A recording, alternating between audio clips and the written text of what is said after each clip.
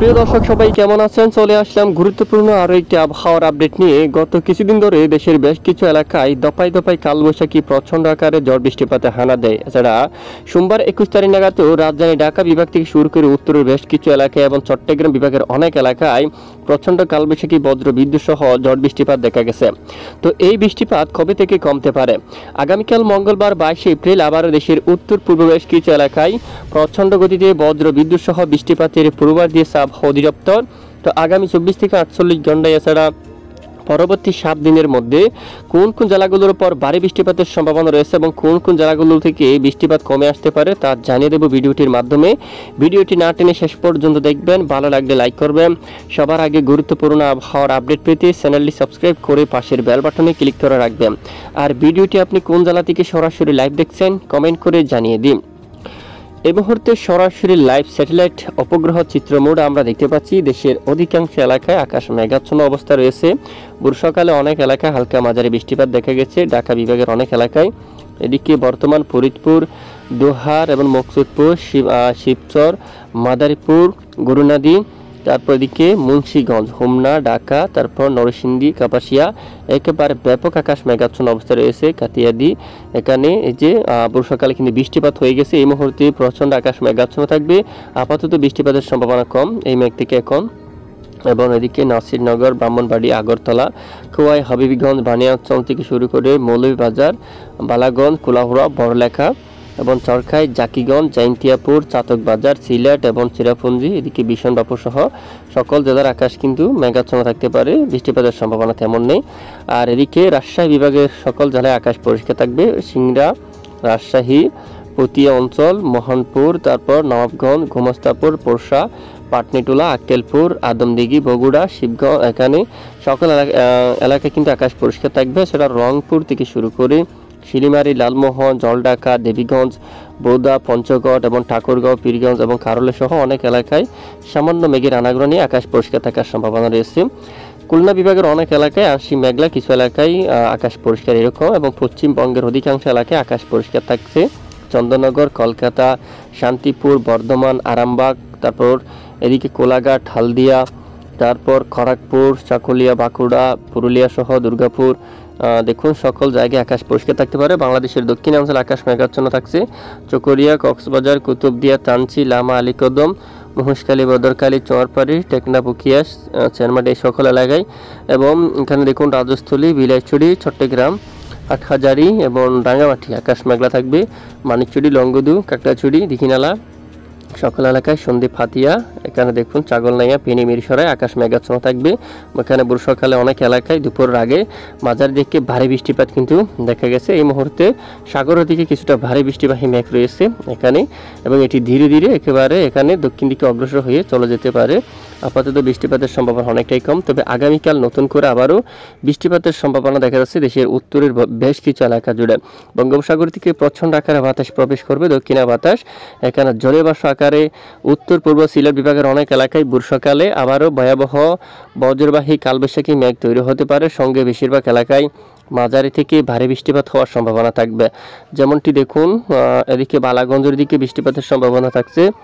মৌলভীবাজারের দিকে, কামালগঞ্জের দিকে, কোলাউড়া এবং ধর্মনগর, বড়লেখা, তারপর হাইলাকান্দির উপর এবং শিলচর, পাইলাপোল, জাকিগঞ্জ অঞ্চল, জাইন্তিয়াপুর, চাতকবাজার, জগন্নাথপুর, পেনারবাগ সহ বানিয়াচঞ্জ, ইটনা, হাবিবগঞ্জ এই সকল জেলার উপর কালবৈশাখী প্রচণ্ড গতিতে বৃষ্টিপাতের সম্ভাবনা থাকবে।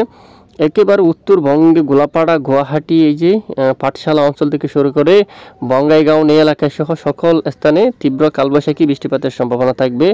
রংপুর সহ অধিকাংশ এলাকায় আকাশ মেঘাচ্ছন্ন থাকবে।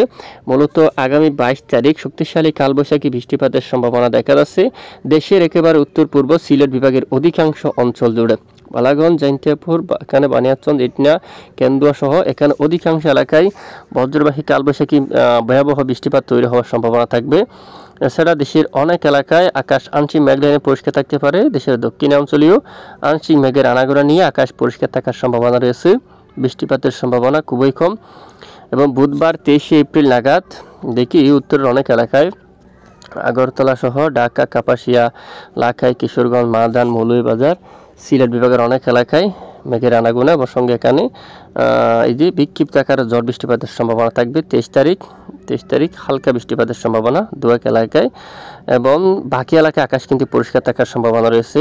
রাজশাহী থেকে শুরু করে রংপুর, এদিকে খুলনা বা বরিশাল, চট্টগ্রাম আকাশ পরিষ্কার থাকবে। সমুদ্রের দিকে হালকা মেঘের আনাগোনা দেখা যাবে এবং পশ্চিমবঙ্গ সহ সকল জেলার আকাশ কিন্তু পরিষ্কার থাকার সম্ভাবনা রয়েছে। বৃহস্পতিবার ভোর সকালে সিলেট বিভাগের দুয়েক এলাকায় বজ্রবাহী মেঘ তৈরি হয়ে আংশিক বিক্ষিপ্ত বৃষ্টিপাত থাকতে পারে। চট্টগ্রাম বিভাগ সহ দেশের পূর্ব দিকে রাজধানী ঢাকা সহ কিছু কিছু এলাকায় সামান্য মেঘের আনাগোনা থাকতে পারে, বৃষ্টিপাতের সম্ভাবনা নেই। এবং শুক্রবার 25 তারিখ নাগাদও সিলেট বিভাগের কিছু কিছু এলাকায়, উত্তর দিকের বেশ কিছু এলাকায় জৈন্তিয়াপুর, চরখাই, সিলেট, চাতকবাজার, চিরাপুঞ্জি, নেত্রকোনা এই এলাকায় কালবৈশাখী বজ্র বিদ্যুৎ সহ বৃষ্টিপাত হতে পারে। বাকি এলাকায় আকাশ প্রচণ্ড আকারে মেঘাচ্ছন্ন হতে পারে। এছাড়া অন্যান্য এলাকায় বৃষ্টিপাতের তেমন সম্ভাবনা নেই, অনেকটাই কম। দেখুন, প্রতিদিনই সিলেট বিভাগের উত্তর দিকের বেশ কিছু এলাকায় বৃষ্টিপাতের পূর্বাভাস রয়েছে। পশ্চিমবঙ্গ সহ বাংলাদেশের এখানে বেশ কিছু এলাকায় আকাশ পরিষ্কার থাকতে পারে। আপাতত বৃষ্টির মাত্রা অনেকটাই কমে যাওয়ার সম্ভাবনা কিন্তু দেখা যাচ্ছে। এবং আগামী 23 তারিখ থেকে দক্ষিণা দমকা ঝড়ো বাতাসে কিন্তু বইতে পারে দেশের অনেক স্থান জুড়ে। তো আমরা আপনাদেরকে সরাসরি দেখিয়ে দিয়েছি। প্রথমে আমরা বৃষ্টির পরিমাণ মোড আমরা দেখতে পাচ্ছি। পরবর্তী 5 দিনে সিলেট বিভাগ সহ এই সকল জেলায় বৃষ্টিপাত বেশি সক্রিয় থাকতে পারে। এখানে প্রতিদিনই মেঘ তৈরি হয়ে বৃষ্টিপাত ঘটার সম্ভাবনা থাকবে। চরখাই অঞ্চল, বড়লেখা, সিলেটের দিকে জৈন্তিয়াপুর, চাতকবাজার, খাদ্যম এলাকায় জাকিগঞ্জ, হাইলাকান্দি, শিলচর, পাইলাপুল এই যে সকল এলাকায়, ধর্মনগর এখানে কম বেশি, মৌলভীবাজার, কামালগঞ্জ, তারপর এখানে বানিয়াচং, ইটনা হালকা মাঝারি বৃষ্টিপাত থাকবে। এবং সিলেট বিভাগের উত্তরে এখানে অনেক এলাকায় হালকা থেকে মাঝারি থেকে ভারী বৃষ্টিপাত হওয়ার সম্ভাবনা থাকবে। এছাড়া দেশের অন্যান্য এলাকায় স্বাভাবিক থাকতে পারে। দুয়েক এলাকায় চিঠিপুরে বিক্ষিপ্ত বৃষ্টিপাত হতে পারে। লোহাগাড়া, যশোর, শালকিয়া, পাবনা, ফরিদপুর, মাদারীপুর, রাজধানী ঢাকা এখানে আকাশ মেঘলা হতে পারে। সঙ্গে দুয়েক এলাকায় বিক্ষিপ্ত আকারে ঝড় বৃষ্টি হয়ে যাওয়ার সম্ভাবনা থাকবে। তো আবহাওয়ার আমেরিকান মডেল থেকেও আমরা দেখতে পাচ্ছি, বিশেষ করে পরবর্তী 5 দিনে সিলেট বিভাগের এই সমস্ত এলাকায় বৃষ্টিপাতের সম্ভাবনা একটু বেশি থাকতে পারে। চাতকবাজার, বিশ্বনবাপুর, চিরাপুঞ্জি, জৈন্তিয়াপুর, চরকায়, জাকিগঞ্জ সহ এখানে অনেক এলাকায়।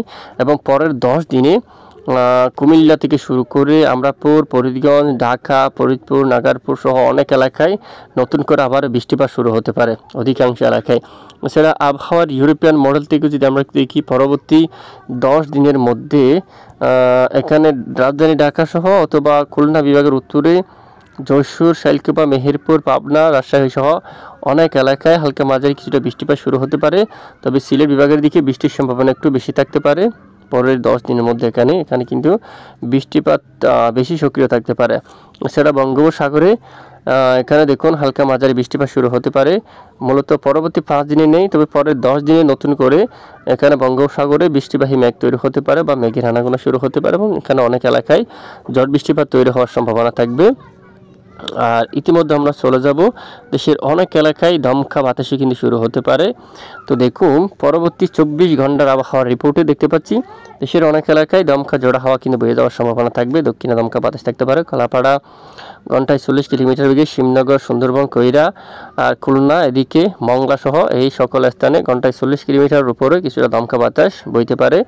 মেহেরপুর এবং আশেপাশে অঞ্চলে আর এদিকে নাগারপুর, শিবালয়, পাবনা, ভেড়া এখানে কিছু কিছু এলাকায় দক্ষিণা দমকা বাতাস বইতে পারে। এবং পরের 3 দিনের মধ্যে বিশেষ করে 23-24 তারিখ নাগাদ চট্টগ্রাম এদিকে কুতুবদিয়া 40 কিলোমিটার, ফটিকছড়ি 50 কিলোমিটার এইরকম দক্ষিণা বাতাস থাকতে পারে।